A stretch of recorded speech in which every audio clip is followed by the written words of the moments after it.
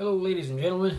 Now I'm going to go ahead and talk to you about Little Tooley Wooley. Little Tooley Wooley is like this crickety-doo river thingy in Australia, which I'm almost willing to bet that there are very few people in Australia that are aware what it really is.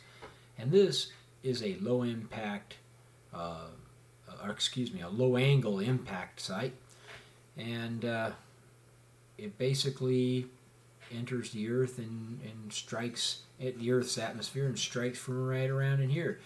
Now, from this elevation at 10,381.67 miles above the Earth's surface, you can see this little crack right over here. That's actually Little Tooley Wooley.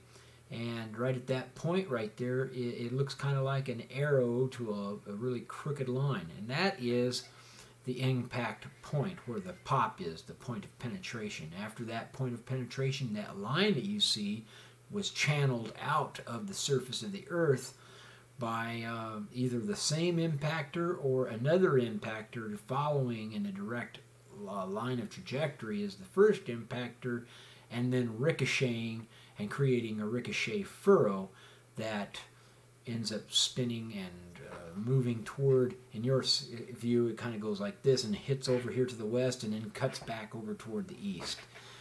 So what we have in this particular view on Google Earth is, again, the Tropic of Cancer and then the Tropic of Capricorn zones, if they were to be related to the galactic plane. So they basically establish a depth to the galactic plane, and this is the line to describe the galactic plane as was established from Sunrise Point at the Mount Rainier National something or other.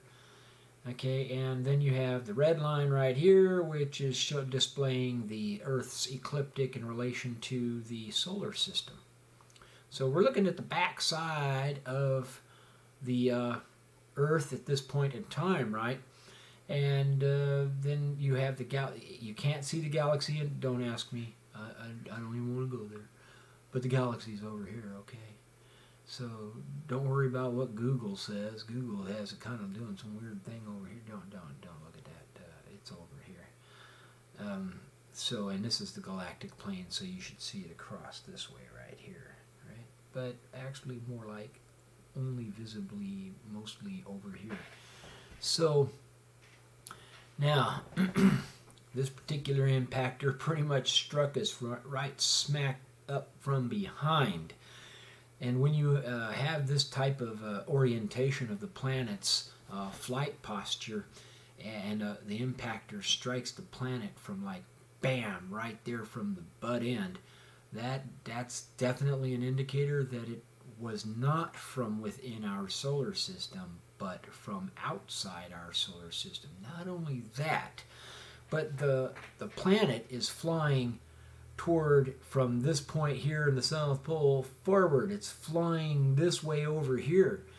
It's trying to get away from that impactor. So this impactor that struck the Earth and ended up creating the crater that we're going to analyze here for Little Tooley Wooley was kicking butt. It was moving. It was moving faster than our planet is moving through in the solar system through the galaxy on the galactic plane. And the only way you're going to generally get something like that that's moving at that high a velocity is if it got blown out of something. So it might have been a shard blown apart from some kind of explosion, maybe a supernova. Really hard to say, right? I'm going to go over here to my PowerPoint, and on my first slide right here, you pretty much see a close-in view of Little Tooley Wooley, and this is the telltale sign of a low impact point. So like I had explained before in some of my other videos, when high impactors come in right around 41, anywhere from 41 or so degrees, right, and they're coming in like this, they go bam and boosh. So they're hitting the ground right here and they go bam and it blows back out, basically creating this. When it blows out this way, it's smearing all this crap out and flat, and this stuff here gets built up. And so you have this birdie in the shape like this, where the wings of that birdie are basically pointing back toward where the poo is, the point of origin of that particular projectile. Now, if you get low angle coming in more like this, which could be anywhere from, zero, well, it's usually not zero, right? Because like on Earth, if it's zero, that means it was going along the ground. So in space, it can be zero and be flying and still clobber the planet. Especially, and that's usually if it clobbered the planet. Let's say, for instance, the planet was flying like this, and it clobbered the planet like that at zero.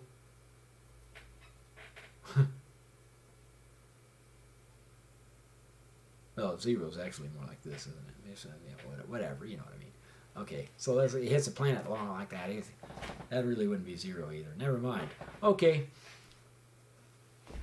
Forget I ever said any of that. Okay, the trajectory of this one is actually at barely 2.5 degrees of an angle. So 2.5 degrees of an angle above the Earth's surface, which puts it at about right here, almost at zero. So that's when I say zero, that's what I'm talking about. 0 degrees in relation to the surface of the planet as it's coming around like this. So 0 would be like I was saying, where it's driving along the planet's surface. But if the top of the planet was here and around struck right here at 0, it would be hitting, actually probably just go thoink and bounce off the planet. Well, it almost did right here. It comes in at 2.5 degree trajectory, smacks this point here, you get a pop, and then either the same particular impactor or a piece of it or something, somehow it not only, which is something you normally don't see with artillery rounds as far as I know, you get the low impactor and bam, that's it, right? But this one, somehow it ended up doing not only the low angle impactor here that we have, which is like the bat symbol, and that's what I always refer to it as, it gives you the furrow. So you have this ricochet furrow. Now in order for it to spin off, hit here at a direction from back here and go to the left, that means that the projectile, or in this case the impactor, whatever shape it really was spinning. And it was spinning, well, from your point of view, spinning like this. It was spinning clockwise. So as it was spinning clockwise, now we look at the sheet here. If I go clockwise here, I'm spinning clockwise. That means as soon as it touches home base right here, that spin is going to kick back and throw it off to the left. So it goes spinning off to the left, and then it gets over here and it hits a bunch of gobbledygook that it can't get rid of, and bam, knocks it back over here, clean off its axis. All right, that ain't the only thing this little impactor did, yo. Okay, so this blast ring here is a number 1, and it's at a 127 kilometer radius. All right, next slide. Here we go. This is BR number 2 at a radius of, it's right down here somewhere, 405 kilometer radius. That's the radius, folks. Radius is measured from this point right here to the edge of the circle. Diameter is when you measure the entirety of the distance from one side of the circle all the way to the other side of the circle. That's for those of us who aren't very familiar with geometry and things like that, right? So that's what we get. We get the radius. The radius was 405 kilometers. And so if you make that the diameter, that's actually 810 kilometer diameter. So from here to the other side of this blast ring is 810,000 meters. Got it? 810. That's kind of huge. People who live in Australia would know how big that is. They'd be like, whoa! That ain't it there either. It gets better. Now on my next slide, we're going into blast ring number 3. Wait a minute. 1, 2, 3. yet on 3 I seem to have missed one here. Yeah, it doesn't matter. So you have another blast ring there, whoop-de-doo. It's smaller, it's bigger than blast ring number 2 and smaller than this one, which is actually blast ring number 4. Blast ring number 4 is the most significant blast ring, and this is why. You see, Earth really does kind of have some of the great similarities to impact sites on the moon, where you have mountainous, circular mountainous regions that encircle the crater. And in this instance, you have almost just that in Australia. Now, this portion of Australia down here really hadn't been affected quite that much, and this is the part of Australia that, for the most part, pretty much, to include this little section of Australia down here, pretty much, believe it or not, fits like a glove right on Antarctica. Trust me, I freaking traced it and I put them together. And the good thing about Antarctica is it's well within that degree of view that is not necessarily distorted enough to where you get an untrue footprint. There's no global distortion to throw things off and out of dimension. So matching up Australia to Antarctica was extraordinarily easy.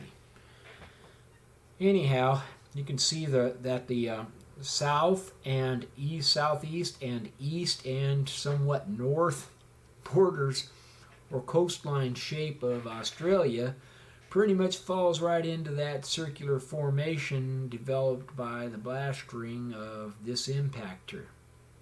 And guess what's right on the very edge of that? That's right. I keep forgetting what it's called. It's Great something.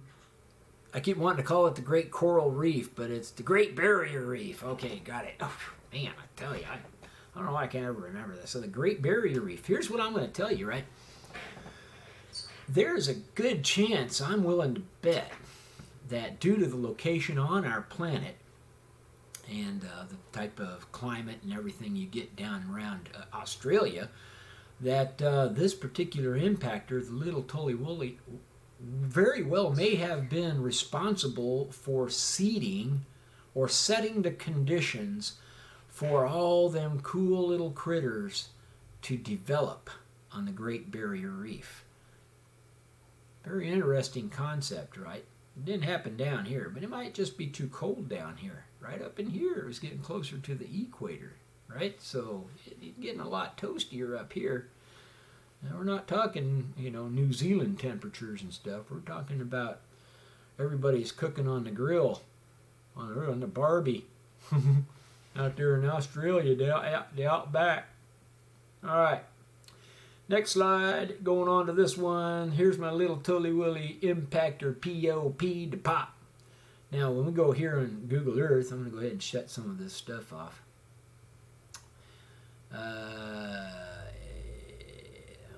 Looking at the wrong stuff. I don't want that one open. Okay, impact radii. I don't think I need the impact radii open. We don't need to be looking at the grid. And we'll go ahead and leave the ecliptic and the galactic plane in view. And I don't need that one.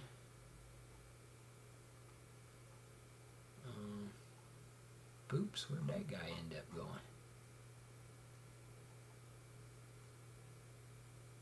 I don't know. That guy's on somewhere. Turned him on. I need to turn him off. I'm not seeing where.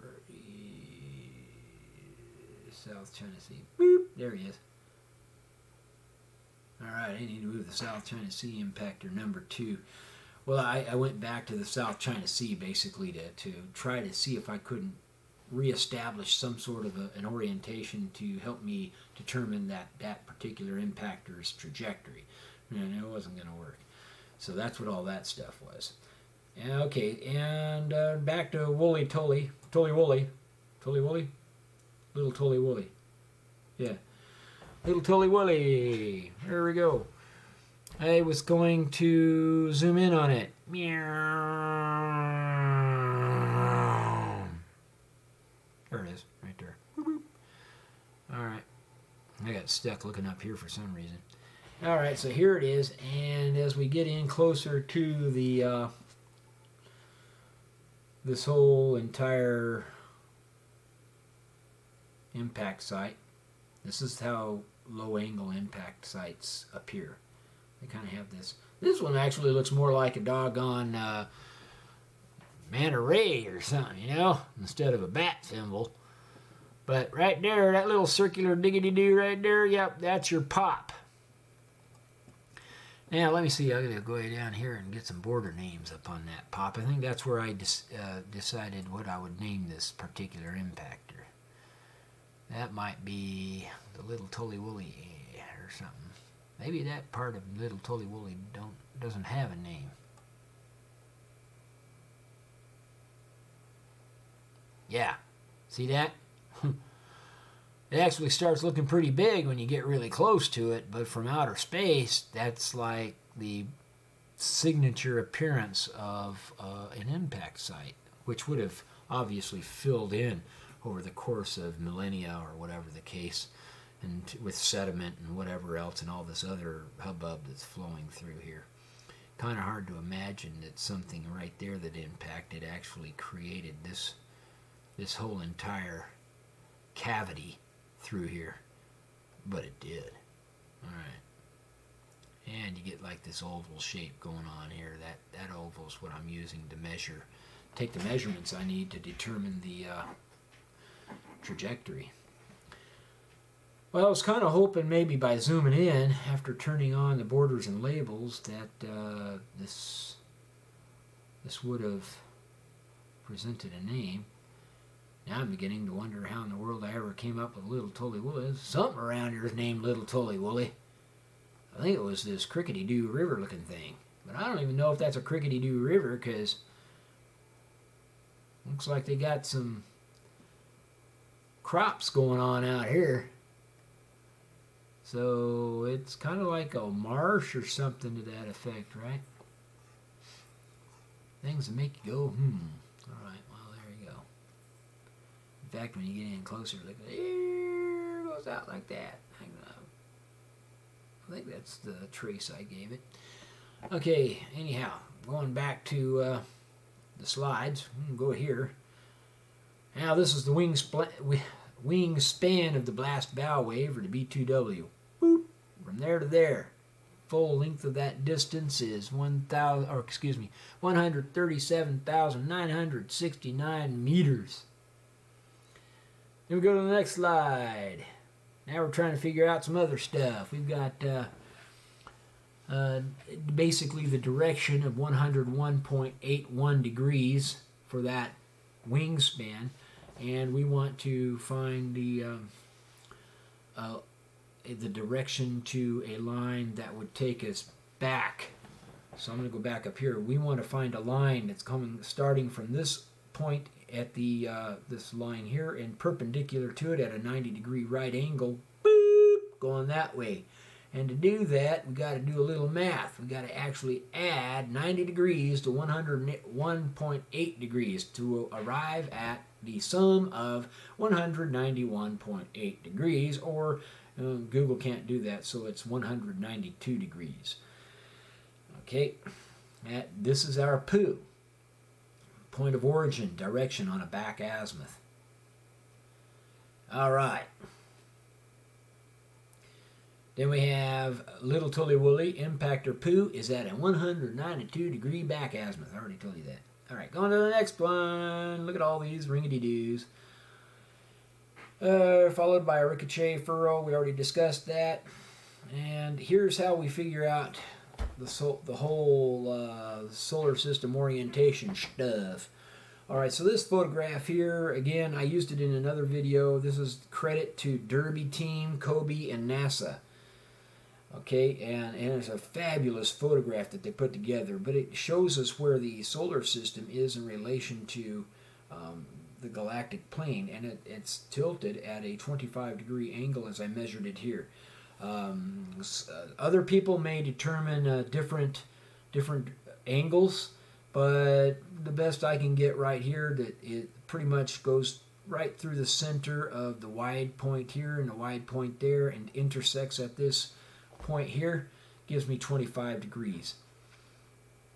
Now, it isn't exactly explained in the normal terms that I explain things based on my military experience. So I don't tell people that it's 65 degrees or 60-something degrees from the galactic plane. That's kind of confusing because in the Army we don't think in terms of horizontal going vertical. We think in terms of going from the vertical to horizontal. So for us, it's going this way, right? So it's always 0 is straight up, and then you start to go down clockwise from 0 to 1,600 mils. All right, 1,600 mils, then to 3,200 mils, then to 4,800 mils, then to 6,400 mils. You see how that works? We always think that way. So when we're talking about something's attitude, we're going to give the attitude as 25 degrees versus giving the attitude as 65 degrees. I think it would be really cool if our scientific partners out there and compadres could get online with the military, because the military's got a really excellent way of describing directions. We have to, otherwise we would end up possibly killing the wrong people. So you get it down right. That's right. And now down here, we know that the Earth's axial tilt is 23.5 degrees. So basically, you're at this point here. The solar system, from your point of view, drops this way 25 degrees, right? And then when the Earth is in there, if the North Pole of the Earth was pointed in this direction, once we orient the Earth to to its relationship with the ecliptic, it drops it back to where we're going to have 1.5 degrees. So because the Earth is at 23.5, so you're going to have 25 degrees plus 23.5, which gives you the difference. I had to think about that one for a minute. Gives you the difference of 1.5 degree. Okay, and so really, what that means to us is that on the galactic plane, the North Pole is approximately 1.5 degrees above the galactic plane, going around like that boat, like I was explaining. And it's doing this. It's going toward the end instead of kind of like the boat going around like that, where the stern is coming out before. You're like a dog running down the street. You know, the stern kind of comes out and goes. It's doing that around the whole like that. That's right. Ain't that right, Boomsy? Boomsy's not in here though. Doodle is. Doodle's perched up on the top of her cage, happy as heck. She was screaming at me. Had to let her out, so that's why Boomsy isn't in here. Boomsy had to go to the puppy dog playpen so that Doodle could come out and have some doodle time. All right, so here we got it. Okay, this is basically our northern, the way we normally look at our planet. And here's Australia, and here's the way that little Tooley Wooley's poo comes in and strikes the planet right there. So that gives you an idea. And then right here at this particular 0 degree view, or approximate 0 degree view, you have the ecliptic going across there, and then you have the galactic plane going through here like this, and then of course the normal tropics. Okay, now we're going to come down here to this slide, folks, and we have Google Earth controls auto zoom, Google equivalent to. So here's the thing, what this note is for me actually, because this measurement of 16,710,748 meters is how I control this dialog box to relate to the reading down here in the bottom corner. because down here in the bottom corner it's 10,381.61 miles, but I'm using meters up here, and it's not like I have an option to change this to miles, at least not that I've found yet. And because of that, I have to make conversions, and the conversion, on the internet calculator that figures that kind of stuff out for you, was originally 16,707,678 meters, equal to 10,381.61 miles. So the thing with Google is, anytime you press certain buttons if you're not careful and you click on too long and drag, it automatically does the auto zoom, and you have to be really careful when you're moving the globe around to avoid changing this elevation right here. And I like to try to keep it at the same elevation so everything is pretty much uniform as I describe it. That is what this is all about. And unfortunately, you got to play with the range in Google to keep it up with down here. And it's not always the same dimension as it's just not always the same measurement. So that's just for me. Then we come down here, we have our galactic plane. We're looking at the view of the backside of the planet. We see how the poo comes out this way here. And the galaxy is back off this way, and the reason that is because you notice the solar ecliptic right here on the Earth. Of course, anytime that you see the solar ecliptic going toward the front or the north of the planet, that's where the Smeagol's from our parent black hole are coming across and sweeping down. They're pushing the whole solar system at an angle because they're striking the inner flank of the solar system first before they sweep through and catch the rest. So the outside flank or the anterior flank ends up out farther, right? So it ends up dragging behind, as we see right here, just like you see the same thing happening with the spiral density waves in our galaxy. Okay. Now we're looking back here at little Tooley Wooley's impact site, and this is where I traced my B2W. And then you have the pop right there, remember, and then you have your ricochet furrow going on there, and then we have the ellipse, my ellipsoid right there. And the ellipsoid may or may not necessarily, I turned it sideways because it's easier for me to figure it out that way. So the ellipsoid is what I use to help me determine the trajectory of this particular impactor. It's quite a bit different than the way that I determine it from or for high angles. So basically, I do the ellipsoid first. Next thing I'm going to do, okay, that's just a closer in view. Right here, I'm going to draw a line from the edge of the ellipsoid, because the ellipsoid I did in using PowerPoint. It's not on Google Earth. Google Earth isn't that smooth. So I've got the ellipsoid. I know where the ellipsoid is. You can still see it right here. You see that? That is the ellipsoid. Okay? It's a form of footprint.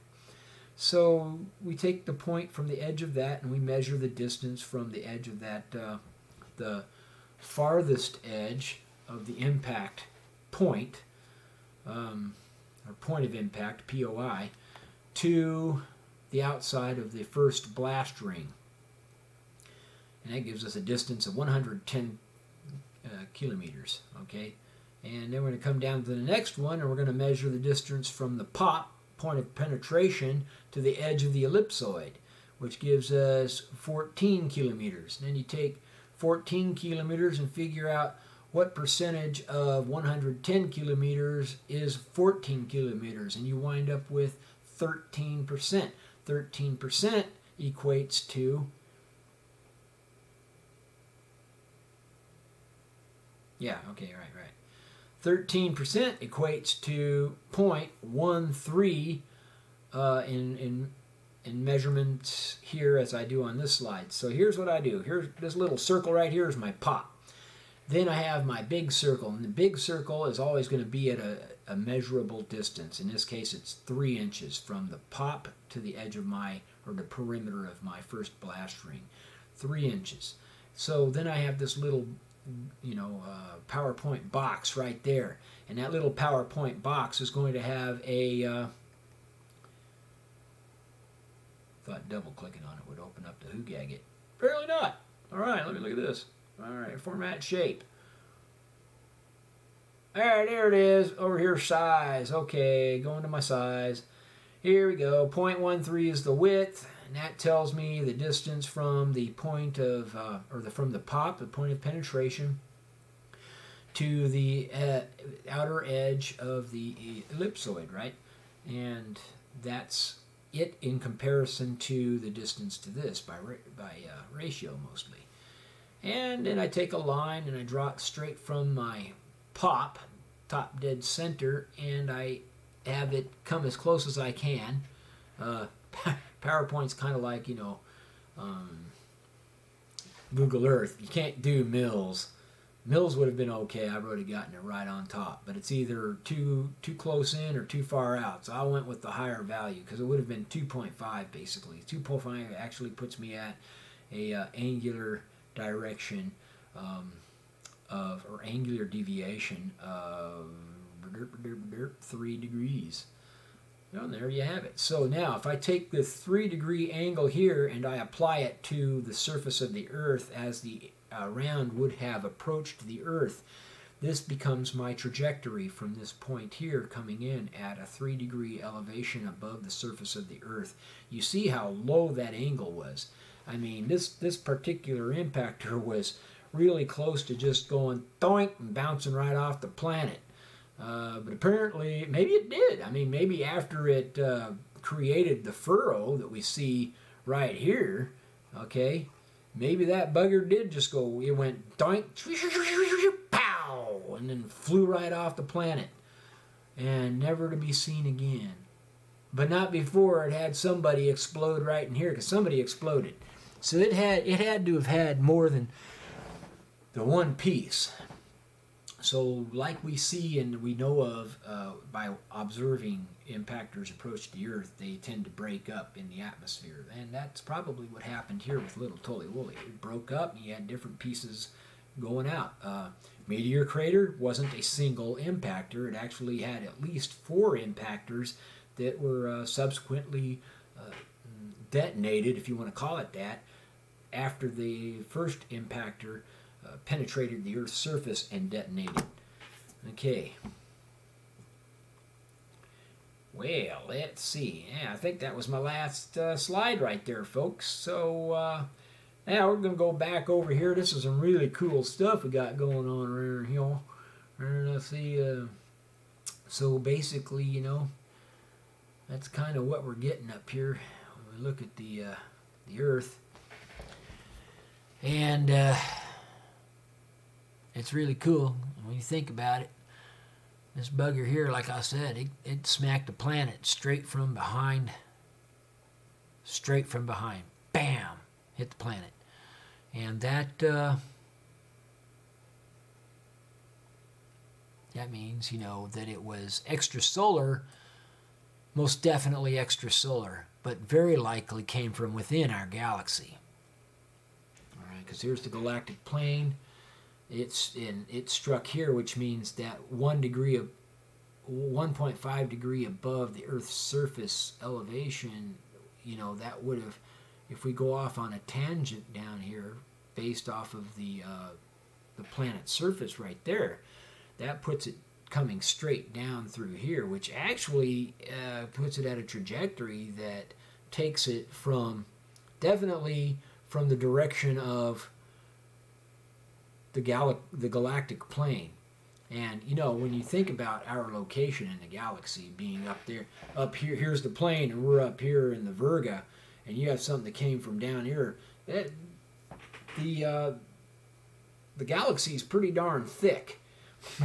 It's like 7 light years thick or something like that. Yep, 7 light years thick from top to bottom on the MOG profile. So at best, you're looking at basically 4 light years above the galactic plane and 3 light years beneath the galactic plane, because of course the higher pressure is beneath the galactic plane and there's lower pressure above the galactic plane, which is where we live, in a very peaceful region, right up there in the galactic Virga. And so you got, I mean, you think about it, we're not there at the very top probably, so we're probably nestled somewhere. Let's just give it a rough ballpark thought and theorize that we are at an elevation of approximately let me think about this, maybe about 2.5 light years above the plane. So we're almost, at 4 light years above the plane, but we're about 2.5 to 3 light years above the plane. So that gives us a thickness of anywhere from 3 below to 3 above, 6 light years of galactic material that could have come up and clobbered our planet at a speed that came up from behind us as well as from beneath us. You know what I'm saying?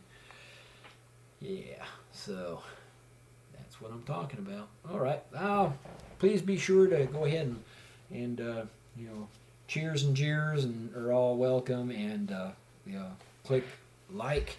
I wish I could say this all faster, but I have to think about it for some reason. I guess because I'm just not that familiar with it, because I don't do it. Okay, so, and then the last thing is subscribe to my YouTube videos. There's a lot of good information here, and eventually I'm going to get the scientific community to agree with me and in mass, as opposed to, I'm sure there's a couple out there that if we were to meet, we would, myself and them, we would see eye to eye and be like, yeah, dude, that's right. But, yep, time will prove, right? I'll probably be dead before anybody really grabs onto this stuff. Anyway, that's my point, though. I wanted to make sure I got this out here. And I'm sorry I'm dragging on. But you see, what was really important to me was doing something with my life that was noble. And, granted, we got to go to war when our nation is under threat, and we got to defend what we got to defend to be able to live the lifestyles that we like to live. And been there, done that. So, but I would rather the Earth were more organized and less combative, and far less like extremist groups that go as far as to do some of the atrocities that we've heard around the world. I'm not going to name any groups. We're pretty well aware what those groups' names are. It doesn't really matter what the name of any specific group is. If you're committing heinous acts, it's terrorism, and that's what we really need to get away from. It makes no sense. It has absolutely no value to it. And I hate to say it, but along with, what's that guy's name? Some space guy. No, he wasn't in space. He was a scientist. Used to not like him just because he used to say that he was what's that called? Atheist or something like that. But really, right now, it kind of seems to me like, what you do on Earth, that's when it counts. So if you're going to do heinous things, you're not really counting for anything. Once you're gone, that's it. No one will ever remember who you were. They might remember, this notorious guy, but you know what? People get more and more notorious, and then next thing you know, your degree of notoriosity suddenly is down here. Like, that guy didn't do jack. This guy up here is the troublemaker. So it's like, what good is that, right? Okay, When you can come up with something like how do you do space travel and how do you travel back in time and how do you figure out all this stuff about the universe, that's more important. We got to find a new place to live because this place ain't going to be around. We could be around for a long time, but this place won't. Guarantee it. It's got a lifespan. It's about to croak somewhere along the line. Okay, so there we go. I'm going to go ahead and let it go now. And that doesn't mean I don't believe in God. I mean, I can't explain that stuff. I mean, I can explain the Earth. That's getting a little over there in complicatedville. All right.